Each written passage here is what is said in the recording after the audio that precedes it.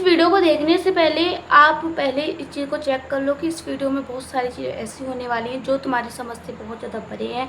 And ये एक ऐसा सच है जिसको स्वीकारना बहुत ज़्यादा कठिन हो सकता है। तो इस वीडियो को पहले देखने से पहले प्लीज़ इस चीज़ के बारे में जांच कर लो। तो आज की जो स्टोरी है वो बहुत ही ज़्यादा भयानक है, जिसमें हज़ारों महिलाओं की दर्द की कहानी है। एंड अगर तुम उस चीज़ को फील करो तब तुम्हें पता चलेगा कि how I can feel this moment. And मैं बात करें गुजरात के बोडा ज़िले के देवरिया गांव के बारे में, जिसमें एक महिला के साथ सिर्फ एक नहीं, दो नहीं, बल्कि 8 महीने तक लगातार गैंग रेप होता रहा। एंड वह कुछ भी नहीं कर सकती थी। एंड जो चीज़ें उसके साथ हुई वो बहुत ज़्यादा अनएक्सेप्टेड एंड बहुत ऐसी चीज़ें हुई जो हमारी समझ से परे होती हैं। लेकिन अगर हम इन चीज़ों को देखें तो तब तुम्हें पता चलेगा कि उस लेडी के ऊपर क्या बीती होगी। एंड वो चीज़ें मैं आज बताने वाली हूँ। एंड ये जो कहानी है मैंने बहुत ज़्यादा सोच समझ के आप लोगों के सामने पेश की है, क्योंकि कहीं ना कहीं इस चीज़ से हमें रिलेट करना चाहिए कि कभी भी किसी पर बिलीव नहीं करना चाहिए और अकेले तो कभी भी नहीं निकलना चाहिए। वो सिर्फ एक महिला नहीं थी, उसके साथ उसका बच्चा था। एंड उसका एक 14 साल का कुंवारा बच्चा था। लेकिन उन दरिंदों ने इस चीज़ की बिल्कुल भी परवाह नहीं की। तो तुम सोच सकते हो लोगों का जो माइंडसेट है वो किस तरह से उनके ऊपर हावी हो चुका है। तो स्टोरी हम स्टार्ट करते हैं। जब पीड़िता अपने गांव में गई एंड वह अपने बच्चों के साथ गई थी शिकार देखने के लिए। जब उसने देखा कि हिरन और खरगोश के बच्चे का शिकार हो रहा था तो वो देखने के लिए चली गई। उसके पास 18 महीने का उसका बच्चा था। एंड उसके बाद जब उसने देखा कि उसको 2 लोग पकड़ के लेके गए हैं एंड उसके साथ बलात्कार किया है, फिर उसके बाद 2 लोग और आए एंड लोग आते जाते रहे। एंड उसके साथ इसी तरह से लगातार 8 महीने तक गैंग रेप होता रहा। उसने बताया है कि 4 लोग तो उसके डेली के थे एंड जो अदर लोग थे वो लोग डेली आते जाते रहते थे। तो हम सोच सकते हो एक लड़की के साथ इतना सब कुछ होने के बाद भी उस महिला ने बिल्कुल भी अपनी हिम्मत नहीं हारी।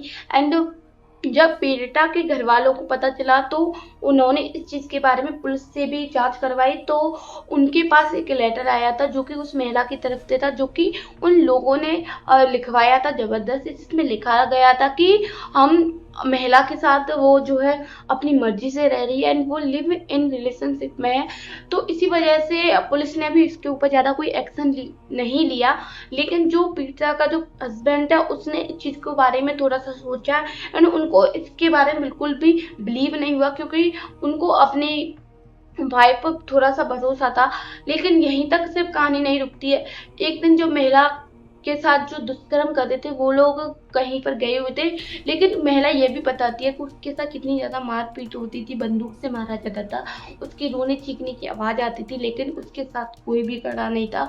एंड जब जो वो महिला है उस चीज़ को देखती है, उसके बाद वहाँ से बाहर निकलने की पूरी कोशिश करती है। उसके परिवार वाले भी उसको ढूंढते हुए वहाँ पे पहुँच जाते हैं, लेकिन वो लोग छिपते रहते क्योंकि वो लोग थोड़े ज़्यादा पावरफुल थे।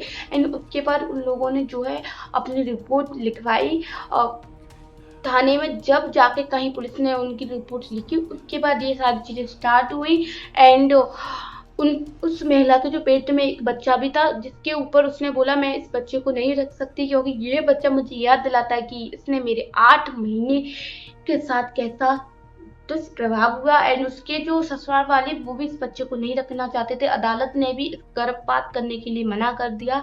एंड बहुत सारी चीजें हुई। एंड मुझे इस पूरी कहानी से एक चीज समझ में आती है, अगर तुम एक लड़की हो तो चाहे तुम्हारी शादी हुई हो या नहीं हुई, तुम कितनी की भी एज की क्यों ना हो, तुम्हारे साथ कभी भी कुछ भी हो सकता है। तो यू कैन सेव एंड अपने आप को बहुत ज्यादा मजबूत बनाओ, क्योंकि आज का जो टाइम है बहुत ज्यादा गंदा वाला है। सो यू कैन सेव जब भी हो सकते हो भाई, कि जब तुम अपने लिए एक्शन लोगे। एंड अगर तुम्हारे पास एक फिजिकल एंड फाइटिंग स्किल हो तो तुम शायद खुद से एंड दूसरों से लड़ सकते हो, वरना तुम कुछ भी नहीं कर सकती। तो यही एक बहुत बड़ा रास्ता है अगर तुम्हें इस दुनिया में सेफ होना है, स्पेशली गांव जैसी जगहों में, क्योंकि कहीं ना कहीं ये चीज भी है कि वहां पर जंगल वगैरह होते हैं तो तुम्हें अकेला नहीं निकलना चाहिए। Thank you for this video. And कोई भी मिस्टेक हो तो प्लीज वीडियो को स्किप करो एंड अपनी छोटी बहन समझ के माफ करना। And thank you so much.